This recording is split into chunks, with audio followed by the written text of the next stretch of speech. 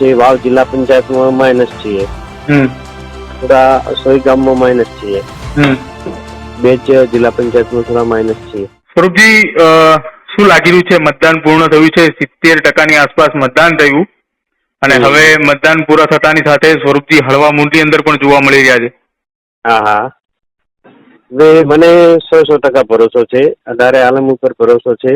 આ વખતે ભાજપને, ભારતીય જનતા પાર્ટીના કમળને વોટ આપી અને બહુ સારા એવા જંગી મતોથી આ વખતે વાવ વિધાનસભા જીતવાની છે. સ્વરૂપજી, જે મતદાનના આંકડા આવ્યા એનું એનાલિસિસ કર્યું છે ખરા કે કયા કયા ગામમાંથી કેટલા ટકા મતદાન પડ્યું છે, શું છે? જિલ્લા પંચાયત વાઇઝ તમને આંકડા આપી શકું. અચ્છા, હા. કઈ રીતે જિલ્લા પંચાયત વાઇઝ આંકડા તમે કઈ રીતે એનાલિસિસ મારી? હા, માળકા જિલ્લા પંચાયત, ભાઈ પેલી ધીમા જિલ્લા પંચાયત, એમાં અમે પ્લસ છીએ. પછી તળાવ જિલ્લા પંચાયત પ્લસ છીએ. પછી વાવ જિલ્લા પંચાયતમાં માઇનસ છીએ, થોડા સોઈ ગામમાં માઇનસ છીએ. પછી મોરોડા જિલ્લા પંચાયત પ્લસ છીએ, માળકા જિલ્લા પંચાયત પ્લસ છીએ. પછી મીઠા સણવા જિલ્લા પંચાયત પ્લસ અને મીઠા પ્લસ છીએ. બેચ જિલ્લા પંચાયતમાં થોડા માઇનસ છીએ. અચ્છા, વાવની અંદર તમે એવું કીધું કે માઇનસ છો, તો લોકસભાની અંદર તો વાવની અંદર ભાજપ પ્લસ હતું, તો આ વખતે વિધાનસભાની અંદર વાવ જિલ્લા પંચાયતમાં માઇનસ જવાનું કારણ? વાવ જિલ્લા પંચાયત, હા, એ વાવ જિલ્લા પંચાયતમાં માઇનસ જવાનું કારણ નિરીક્ષણ કર્યું એવું કઈ તપાસ કરી? કારણ કે થોડા અપક્ષમાં ગયા હોય, રાજપૂત સમાજના ઉમેદવાર હતા, એ વોટિંગ રાજપૂત સમાજનું હોય, એના કારણે માઇનસ છીએ. સ્વરૂપજી, મતદાનના દિવસે છેલ્લી ઘડી એક વિડીયો સામે આવ્યો હતો કે સ્વરૂપજીએ હાથ લાંબો ના કર્યો, સ્વરૂપજીએ હાથ લાંબો કર્યો અને ગુલાબસિંહે હાથ ના મિલાવ્યો અને ગુલાબસિંહ એવું કહ્યું કે વાવમાં તો જીતશે કોંગ્રેસ અને કોંગ્રેસ હેટ્રિક મારશે. એ બાદ સોશિયલ મીડિયાની અંદર વિડીયો ખૂબ વાયરલ થયો અને ઠાકોર સમાજના લોકોએ ગુલાબસિંહ રાજપૂત સામે ટીકાઓ પણ ઘણી કરી હતી. શું કહેશો આ વિડીયોને લઈને? છે અમારી જે પ્રમાણિકતા છે, જે અમે અમારી ફરજ નિભાવી, પણ એમને એમની ફરજ ના નિભાવી, એના કારણે સ્વાભાવિક છે એમનું કોઈ બી કાંઈ બી એમને જોવાનું રહ્યું કે હાથ ના મિલાવ્યો. હું માણસ છું અને મારી લાગણી વધારે છે. ચૂંટણી જગ્યાએ લડતા હોઈએ, પણ એક લાગણી અને પ્રમાણિકતા દાખવવી પડે. એમનું મને પણ દુઃખ છે અને અમારી અઢારે આલમને પણ દુઃખ છે કે આ રીતે ન હોવું જોઈએ, આ રીતે કોઈને ન કરવું જોઈએ. હું વ્યક્તિગત માનું છું કે આ રીતે ન હોવું જોઈએ. અચ્છા, અને આ વિડીયો વાયરલ થયા બાદ ઠાકોર સમાજની અંદર એક રોષ પણ જોવા મળ્યો હતો. હા, સ્વાભાવિક છે. ઠાકોર સમાજ એક નહીં, અઢારે આલમમાં રોષ જોવા મળ્યો છે. કારણ કે આવું ન હોવું જોઈએ. ચૂંટણીની જગ્યાએ લડતા હોઈએ, પણ માનવતા દરેકમાં હોવી જોઈએ.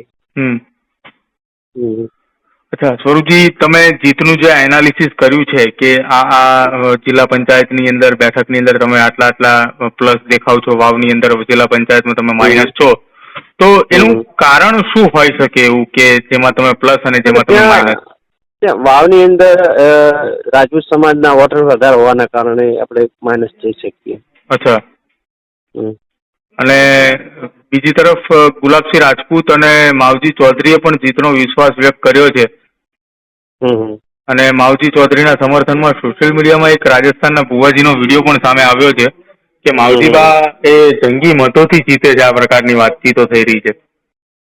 એ એમનું વ્યક્તિગત છે, પણ અઢારે આલમના સાથ સહકાર અને અઢારે આલમનો એક જ નારો હતો કે આ વખતે અમારે કમળને વોટ આપવા છે અને કમળને વોટ આપી અને વાવ વિધાનસભાને કમળ મૂકવું છે ગાંધીનગર અને મોદી સાહેબના હાથ મજબૂત કરવા માટે, મોદી સાહેબની વિકાસની વિચારધારાને આગળ વધારવા માટે એક જ નિર્ણય લીધો. લોકો એક જ નિર્ણય હતો, અઢારે આલમનો એક જ નિર્ણય કે આ વખતે અમારે કમળને ખીલાવવું છે. અચ્છા સ્વરૂપજી, તમે આ જીતના આંકડાનું જે અત્યારે વાતચીત કરી આપણે એનાલિસિસની, એની સાથે સાથે ભાભરની અંદર જે સટ્ટા બજારની અંદર જે આંકડાઓ બોલાઈ ગયા છે, સ્વરૂપજી એ આંકડાઓ જાણ્યા ખરા કે કેટલો રેટ બોલાઈ રહ્યો છે સ્વરૂપજીનો, ગુલાબસિંહનો, માવજીભાઈનો? રેટ એની અંદર મૂળ 30 પૈસા છે, સામેવાળાના 60 પૈસા છે અને માવજીભાઈના રૂપિયો છે. એ રીતે મૂળ બધા સટ્ટા બજારની અંદર આંકડા બોલાય છે એવું જાણવા મને મળ્યું છે. અચ્છા, હવે પ્રાથમિકતા શું રહેશે વાવની? જો વાવની જનતા તમને પ્રેમ આપે છે, વિધાનસભાની જનતાએ ખૂબ પ્રેમ આપ્યો છે, એમને ખૂબ લાગણી છે. આ વખતે કમળ ખીલાવવા માટે ખૂબ જ પ્રયત્ન કરી અને કમળ ખીલાવશે એ મને પૂરો ભરોસો છે. અચ્છા, વાવની અંદર કમળ ખીલશે તો અલ્પેશભાઈનું ભવિષ્ય થોડું ઉજળું દેખાય છે તમને? હા, 100% દરેક કાર્યકર્તાઓનું ભવિષ્ય ઉજળું છે. સ્વરૂપજી, શું લાગી રહ્યું છે? મતદાન પૂર્ણ થયું છે, 70% આસપાસ મતદાન થયું અને હવે મતદાન પૂરા થતાની સાથે સ્વરૂપજી હળવા મૂડની અંદર પણ જોવા મળી રહ્યા છે. હા, મને 100% ભરોસો છે. અઢારે આલમ ઉપર ભરોસો છે. આ વખતે ભાજપને, ભારતીય જનતા પાર્ટીના કમળને વોટ આપી અને બહુ સારા એવા જંગી મતોથી આ વખતે વાવ વિધાનસભા જીતવાની છે.